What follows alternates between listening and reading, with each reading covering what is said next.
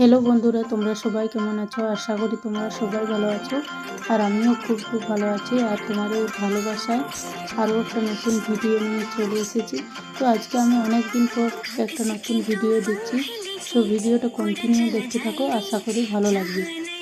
আজ আমি সকাল সকাল ঘুম থেকে উঠে পর অনেক কাজ গুছিয়ে নিয়েছি। তারপর আমি এসেছি বিছানা গুছোতে। তারপর বিছানা গোছানোর পর আমি ঝাড়ুটা লাগিয়ে দিচ্ছি। আজকে আমার ভাসুরের মেয়ের জন্মদিন, তাই অনেক কাজ আছে। ঝাড়ু লাগানোর পর আমি চলে এসেছি রান্নাঘরে, কারণ দুপুরে অনেক খাবারের আয়োজন আছে। আর অনেক খাবার যেহেতু সেই জন্য টাইমও লাগবে, তাই জন্য আমি চলে এসেছি। সকালের মেনুতে কী খাবার ছিল সেটা দেখানো হলো না, কারণ সেরকম কিছু ছিল না, একটা নর্মাল খাবারই ছিল।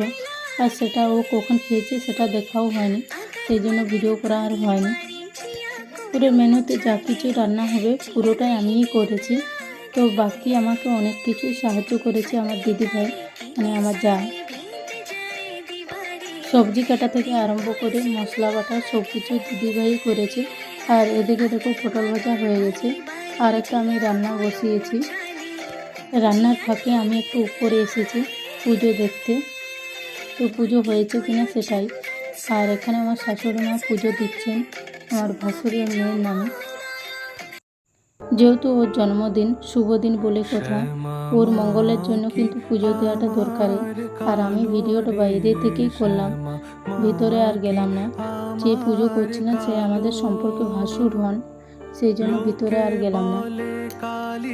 আমাদের এদিকে একটা নিয়ম আছে, ভাসুরের সাথে কথা বলা চলে না, বা ভাসুরের সামনেও যাওয়া চলে না।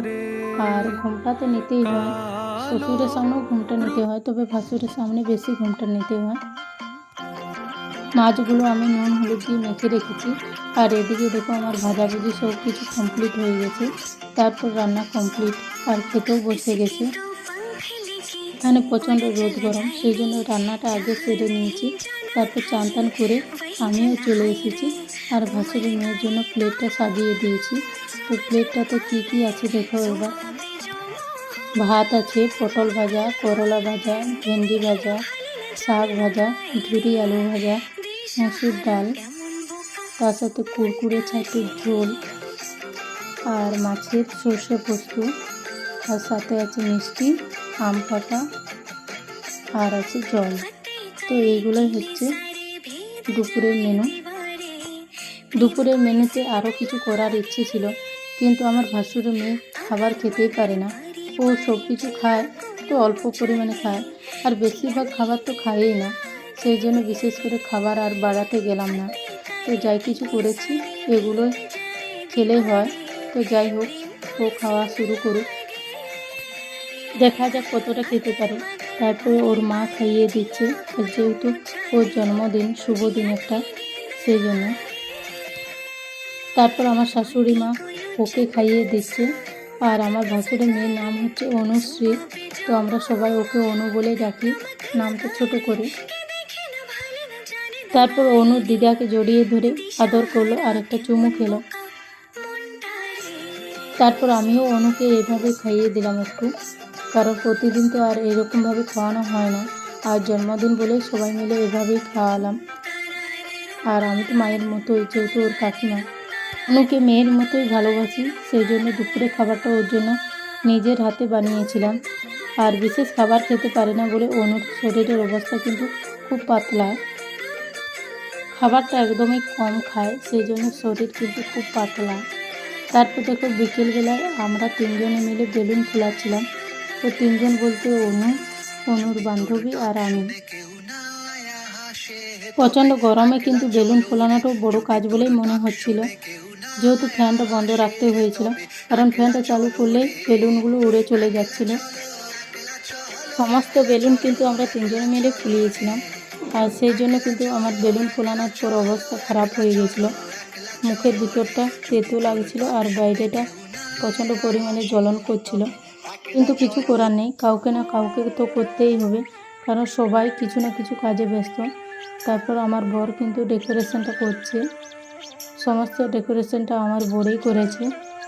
তো কেমন হয়েছে দেখো। রাতের বেলা রান্নাটা কিন্তু আমরা বাড়ির কেউ করিনি, বাইরের থেকে লোক আনিয়ে করানো হচ্ছে। তো রান্না শুরু হয়ে গেছে।